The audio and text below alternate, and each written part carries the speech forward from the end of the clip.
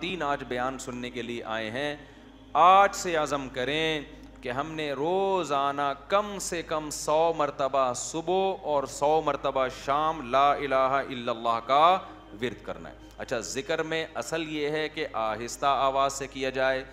جہرن ذکر کو شریعت نے پسند نہیں کیا، لیکن اگر دل لگانے کے لیے معنی اور مفہوم کو کا تصور دماغ میں بٹھانے کے لیے کوئی ہلکی آواز سے جہر کر لیتا ہے، ہلکی آواز سے، بہت شور شرابہ نہ ہو، تو اس میں بھی کوئی حرج نہیں ہے. تو آپ نے کیا کرنا ہے، یہ دو مثالیں صبح سوچنی ہیں.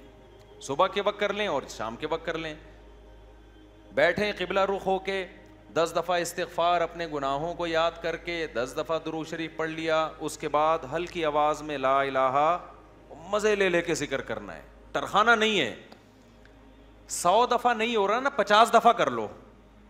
وہ کام جو تھوڑا ہو پابندی کے ساتھ ہو، اللہ کو زیادہ محبوب ہے اس کام سے جو بہت ہو لیکن اس کی پابندی نہ ہو. تو کیا کرنا ہے، ہلکی آواز سے لا الہ الا اللہ، لا الہ الا اللہ. اور تصور کوئی نہیں ہے. لا الہ کا مطلب، اللہ قرآن میں کہتے ہیں افرأیت من اتخذ الہہ ہواہ، تم نے ایسے لوگ دیکھے جن کا معبود ان کی خواہشات ہیں، خواہشات کو اپنا خدا بنایا ہوا ہے. تو لا الہ میں آپ نے کیا تصور، میری خواہشات میرا خدا نہیں ہے. جس کے دل میں بھی، وہ ہر آدمی کو پتا ہے مجھے کس سے زیادہ عشق چڑھا ہوا ہے آج کل، گاڑی سے زیادہ ہے، بنگلے سے زیادہ ہے، بحریہ ٹاؤن سے زیادہ ہے، یہ کس سے ہے. جو گھسا ہوا ہے نا دل کے اندر، کسی کو کسی چیز سے ہوتا ہے، کسی کوئی، یہ جو عاشق ہوتے ہیں نا جن کو حرام عشق ہو جاتے ہیں، ان کو کہا جاتا ہے اس محبوبہ کا تصور کر کے دماغ سے نکالو جو حرام عشق ہے. سمجھتے ہو کہ نہیں سمجھتے؟ تو آج سے یہ وعدہ کرتے ہیں کہ نہیں کرتے، 10 دفعہ استغفار، 10 دفعہ درود شریف. پھر یہ مثال بھی سوچنی ہے کہ جب تک جھاڑیاں صاف نہ کی جائیں، پھول بوٹے اس کھیتی میں پیدا نہیں ہوتے. تو میں نے بھی جب تک یہ گند اپنے دل سے نہیں نکالوں گا نا، اس وقت اللہ کی محبت کے چشمے نہیں پھوٹیں گے. اسی نیت سے کہتا ہوں لا الہ، کوئی نہیں ہے الا اللہ. صرف کون ہے؟ خدا کی قسم لا الہ الا اللہ اگر آپ نے چند مہینے کر لیا، اتنا فائدہ ہوگا کہ آپ کی زندگی تبدیل ہو جائے گی. اور جتنے نفسیاتی ڈاکٹر جو آپ کو مختلف قسم کی ڈپریشنوں کے علاج بتا رہے ہیں نا، سارے فیل ہیں اس کے سامنے. لیکن شیطان کرنے نہیں دیتا کام. 2 دن کریں گے صوفی بن کے بیٹھ جائیں گے، اس کے بعد اب یہ تو ایسی تو کچھ فائدہ تو ہو نہیں رہا. چھوڑو یار، اللہ کا نام لینے کی توفیق تو مل رہی ہے نا، فائدے کو مت دیکھو. یہ نہیں دیکھنا کہ فائدہ ہو رہا ہے کہ نہیں، بس نام بھی اللہ کا لینے کی توفیق مل گئی تو یہ فائدہ بھی بہت ہے، لیکن ہوگا فائدہ انشاءاللہ. ایک کام یہ کرنا ہے پوری زندگی پابندی کے ساتھ. اور اگر کسی سے بیٹھا نہیں جاتا، بعض لوگ ایسے ہیں کہ ان کے اسپرنگ لگے ہوئے ہیں، وہ ایک جگہ بیٹھ ہی نہیں سکتے. جہاں بیٹھیں گے اسپرنگ ان کو اٹھا کے دوسری جگہ لے جائے گا، وہاں بیٹھیں گے اسپرنگ اٹھا کے ان کو تیسری جگہ لے جائے گا، وہ بیٹھ ہی نہیں سکتے. تو چلتے پھرتے کر لو یار. جس طرح آپ کا دل لگ رہا ہے، آپ کا دماغ معنی اور مفہوم کی طرف جا رہا ہے، اس طرح کر لو. سمجھتے ہو کہ نہیں سمجھتے؟ نہیں بیٹھا جا رہا، چلتے ہوئے کر لو، ڈرائیونگ کے دوران کر لو، لیکن ترجمہ اور مفہوم سوچ کے یہ ذکر کرنا ہے. سمجھتے ہو؟ دوسرا کام، اللہ سے تعلق بحال کرنے کے لیے روزانہ ایک ٹائم دعا مانگنے کا معمول بناؤ. اللہ سے گڑ گڑا کے دعا مانگا کرو، دل لگے یا نہ لگے. باتیں کرنا سیکھو. لوگ کہتے ہیں ہمارے پاس الفاظ ہی نہیں ہوتے دعا کے. آ جائیں گے آہستہ آہستہ، جب کرتے رہو گے نا الفاظ بھی اللہ سکھا دے گا. آدم علیہ السلام نے جب توبہ کی ہے، قرآن سے پتہ چلتا ہے ان کے پاس الفاظ نہیں تھے کہ اللہ سے کیسے توبہ کروں. میں پریشان تھے، توبہ کے الفاظ نہیں تھے. قرآن کہتا ہے فَتَلَقَّىٰ آدَمُ مِن رَبِّهِ، رب نے آدم کو سکھائے الفاظ کہ یہ الفاظ سے دعا مانگو. تو جب آپ اللہ کے سامنے گڑ گڑاؤ گے تو انشاءاللہ اللہ آپ کو الفاظ بھی سکھاتا رہے گا. دعا ہی میں ایک اور کام کرو. ایک کتاب آتی ہے مناجات مقبولہ. کیا نام ہے کتاب کا؟ مولانا اشرف علی تھانوی رحمہ اللہ تعالیٰ نے قرآن اور سنت میں صحیح احادیث میں جتنی دعائیں ہیں ان تمام دعاؤں کو ایک چھوٹے سے کتابچے میں جمع کر لیا ہے. یہاں تک بات کلیئر ہو گئی؟ پھر کیا کیا ہے؟ اب ساری دعائیں روزانہ مانگنا تو بڑا مشکل ہے، تو بہت ساری دعائیں ہیں. تو انہوں نے ان ساری دعاؤں کو 7 حصوں میں ہفتے کے 7 دنوں میں ڈیوائیڈ کر دیا ہے. اس سے وہ پڑھنا کیا ہو گئی ہیں؟ آسان. پھر لکھ دیا ہے ہفتے کی دعائیں، اتوار کی دعائیں، پیر کی دعائیں، منگل کی دعائیں، بدھ کی دعائیں، جمعرات کی دعائیں، جمعے کی دعائیں. تو جہاں جمعے کی دعا اسٹاپ ہو رہی ہے وہیں اسٹاپ کر دو، کیونکہ اب جو مناجات مقبولہ مل رہی ہے اس میں پھر لوگوں نے اپنی غریبیاں بھی بہت آگے لگا دی ہیں. تو آپ نے یہاں میرا خیال ہے میں نے ساتھیوں سے کہا تھا رکھوائیں مناجات مقبولہ.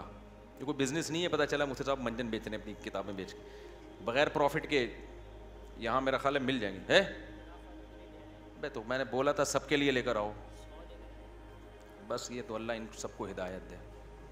کل سے میں چیخ رہا ہوں کہ لوگ زیادہ ہوں گے، مناجات مقبولہ بہت زیادہ تعداد میں ہونی چاہیے تاکہ سب لوگ خریدیں.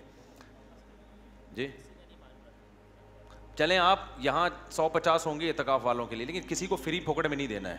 فری والا کام ہمیشہ اس کا کوئی فائدہ نہیں ہوتا، پیسے خرچ کر کے لینی ہے، کوئی پروفٹ نہیں ہے. تو باقی لوگ بنوری ٹاؤن سے بھی ملتی ہے، ہر جگہ سے مل جاتی ہے، ٹھیک ہے نا. وہ کتاب خواتین بھی رکھیں، مرد حضرات بھی گھر میں رکھیں.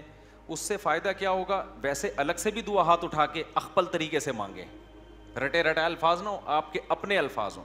اور دوسرا اس دعا کو بھی روزانہ پڑھنے کا معمول بنائیں. اس سے فائدہ کیا ہوگا؟ اس میں قرآن و سنت کی جتنی دعائیں، پیغمبروں کی دعائیں ہیں، اللہ نے جو دعائیں ہمیں خود سکھائی ہیں، وہ ساری ایک ہفتے میں آپ مانگ لو گے. تو یہ کوئی کم فضیلت ہے؟ بہت بڑی فضیلت ہے. اور پھر ایک اور خاندانی فائدہ ہوگا، جب آپ وہ پابندی سے پڑھنے کا معمول بناؤ گے نا، تو 6-7 مہینے سال کے بعد جا کے وہ ساری دعائیں آپ کو یاد ہونا شروع ہو جائیں. ایک وقت آئے گا آپ کے سینے میں دعاؤں کا بہت بڑا ذخیرہ ہوگا. تو معمول بناؤ گے کہ نہیں بناؤ گے؟ مناجات مقبولہ خریدیں. اس کا یہ مطلب نہیں کہ الگ سے دعائیں نہیں، وہ الگ سے مانگنی ہے. کتنے کام ہو گئے؟ 3 کام. چوتھا کام دعا، وہ تو میں پہلے بتا چکا ہوں، یہ تیسرے کام میں آ گیا. چوتھا کام آپ نے کیا کرنا ہے؟ روزانہ کم سے کم 1 پارے کی تلاوت کرنی ہے. موبائل سے جان چھوٹے گی نا، لوگ کہتے ہیں پھر بھائی سارا دن موبائل میں لگے رہتے ہیں، تو موبائل نہیں ہو تو کیا کریں؟ تو یہ کام کریں گے تو پھر تھوڑا بہت موبائل کے لیے وقت بھی آپ کو مل جائے گا. تو پہلے اپنے آپ کو اچھے کام میں بزی تو کریں نا. تو کیا کرنا ہے؟ روزانہ 1 پارہ قرآن کی تلاوت. اگر آپ اٹک کے پڑھتے ہیں، 1 پارہ پڑھنا بہت مشکل ہے، تو ٹائم کر لیں آپ کہ میں روزانہ آدھا گھنٹہ قرآن مجید کی تلاوت کروں گا. یہ بھی مشکل لگ رہا ہے تو زیادہ فنٹر بننے کی ضرورت نہیں ہے، آپ کہیں 25 منٹ کروں گا. یہ بھی مشکل لگ رہا ہے تو کوئی بات نہیں، 20 منٹ پہ لے آئیں. یہ بھی مشکل لگ رہا ہے 15 منٹ پہ لے آئیں. یہ بھی مشکل لگ رہا ہے آپ بولیں صرف 10 منٹ میں تلاوت کروں گا. کوئی ٹینشن کی زیادہ کے چکر میں نہ پڑیں. شیطان کیا کہتا ہے؟ تو بہت نیک آدمی، یہ 10 منٹ سے کیا ہوتا ہے؟ سارا مسئلہ یہاں سے خراب ہوتا ہے. آپ 10 منٹ بیٹھ جاؤ قرآن لے کے. وہ 10 منٹ جو پابندی کے ساتھ ہو، اس 2-3 گھنٹے کی تلاوت سے بہتر ہے جس میں 2 دن بہت بڑا ولی اللہ بنا ہوا ہے، اس کے بعد مارکیٹ سے شارٹ ہو گیا. آئی بات سمجھ میں؟ تو روزانہ کیا کرنا ہے؟ تلاوت کا معمول بنانا ہے. کتنے کام ہو گئے؟ 4. 5واں کام کیا کرنا ہے آپ نے؟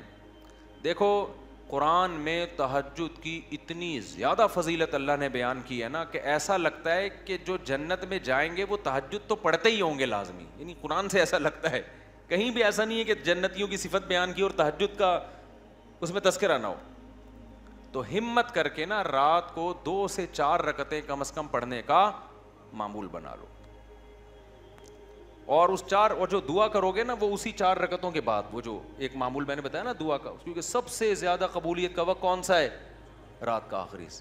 تو ہماری خواتین کو بھی ان چیزوں کا اہتمام کرنا چاہیے اور ہمارے مردوں کو بھی. آپ دیکھنا انشاءاللہ زندگی میں آہستہ آہستہ زبردست تبدیلی آنا شروع ہوگی، سکون آنا شروع ہوگا گھروں میں، اطمینان. ایک دم سے نہیں ہو جاتا سب کچھ، تھوڑا سا اللہ سے کنیکشن بحال ہونا شروع ہوگا. اور یہ تو ہے، یعنی یہ فرائض واجبات کے بعد کی بات کر رہا ہوں. اور دوسرا جو اللہ کے مخلوق کے حقوق ہیں، ان میں سب سے بڑا حق یہ ہے کہ مخلوق پہ پیسہ خرچ کیا جائے. انگریزوں والے اخلاق سے کچھ بھی حاصل نہیں ہوتا. لوگ تعریفیں کر دیتے ہیں بہت اچھے. گورا کیا کرتا ہے؟ مسکراتا بہت ہے، وہ کبھی غصہ نہیں آئے گا اس کے. اچھی بات ہے، یہ کوئی بری چیز نہیں ہے. روکھڑا نہیں نکلتا اس کی جیب سے. بات آ رہی ہے سمجھ میں؟ ابے بھائی بس یہ کہہ کے بیان ختم کر رہا ہوں. گورا پتہ ہے کیا ہے؟ بہت اچھا ہے. کیوں؟ جب آپ سے ملے گا نائس ٹو میٹ یو, آپ سے مل کے مجھے خوشی ہوئی. جب بات کریں گے مسکرا کے, اچھی بات ہے, حدیث میں آتا ہے مسکرا کے بات کرنا صدقہ ہے. کبھی کسی سے لڑیں گے نہیں اور بڑے تمیز سے سب کچھ. روکھڑا نہیں نکلتا گورے کی جیب سے. آپ جو دیکھ رہے ہیں نا بل گیٹس وغیرہ بہت زیادہ پیسہ ان کے پاس ہے, تو یہ جو کر رہے ہوتے ہیں نا یہ ان کے چونی اٹھنی ہوتی ہے, سمجھتے ہو؟ یہ جو اتنا خود ٹرسٹ میں دے رہے ہوتے ہیں یہ ان کی چونیاں اٹھنیاں ہیں. تو اٹھنی نئی جنریشن کو تو اٹھنی کا مطلب ہی نہیں پتا کیا ہوتی ہے. نئی جنریشن جو ہے نا کچھ دنوں میں کہے گی کہ ہمارے ابا نا, ابے تو غریب آدمی, صرف 5,000 کا نوٹ تجھے جیب خرچی میں ملتا ہے, تجھے شرم نہیں آتی؟ یہ 5,000 کی یہ ویلیو ہونے والی ہے ابھی تھوڑے دنوں میں. تو خیر اللہ تعالیٰ نے ہمیں حکم, جو ضرورت مند لوگ ہیں ان کا حق ہے. ایسے صدقات و خیرات کیا کرو جیسے گورا ٹائم پہ ٹیکس دیتا ہے. ان کے یہاں ٹیکس کی بڑی ویلیو ہے, اچھا شہری ہے, ٹیکس میں ڈنڈی نہیں مارتا. ہم ٹیکس بھی دیں گے لیکن ہم اپنے رشتہ داروں پہ, غریبوں پہ, ضرورت مندوں پہ ایسے تجوریوں کا منہ کھولیں گے کہ گویا یہ اللہ کی طرف سے ہم پہ ٹیکس ہے. کنجوسی ختم کرو معاشرے میں. زکوٰۃ دیتے ہوئے جان نکل رہی ہے, حالانکہ کتنی تھوڑی سی زکوٰۃ ہے یار, کتنی تھوڑی سی زکوٰۃ ہے. بیٹیوں کے نام ہو رہا ہے زیور تاکہ زکوٰۃ نہ دینی پڑے. خوشی خوشی دو یار, سال میں ایک دفعہ ایک اسلام کا رکن ادا کرنے کا موقع مل رہا ہے, اس سے بڑھا کے دیا کرو. 2.5% ہے, ہم 5% دیں گے جی. غریبی اللہ بھی تو ہمیں ضرورت سے زیادہ دے رہا ہے کہ نہیں دے رہا؟ جتنا اللہ کے ذمے ہمارا رزق ہے وہ تو 2 روٹی ہے, صبح اور ایک شام, اور بالکل فٹ فاٹ رہتا ہے. لیکن اللہ پراٹھے بھی کھلا رہا ہے. اللہ ہم تختوں پہ بھی سو سکتے ہیں, لیکن اللہ نے سونے کے لیے ہمیں کیا دیے ہوئے ہیں؟ گدے دیے ہوئے ہیں. ہر چیز ہمیں اللہ نے, ایک جوڑا ہمارا گزارے کے لیے کافی ہے جو سطر کو ڈھانپ لے, لیکن پیٹیاں کھولو پوٹلوں کے پوٹلے نکل کے گریں گے نیچے. تو میرے بھائی اللہ کیا ہمیں ترسا ترسا کے دیتا ہے؟ ہماری ضرورت سے کئی گنا زیادہ. تو جب اللہ ہم سے مانگتا ہے تو ہمیں بھی چاہیے اللہ کے لیے اپنے ہاتھ کو کھلا رکھیں. تو جتنے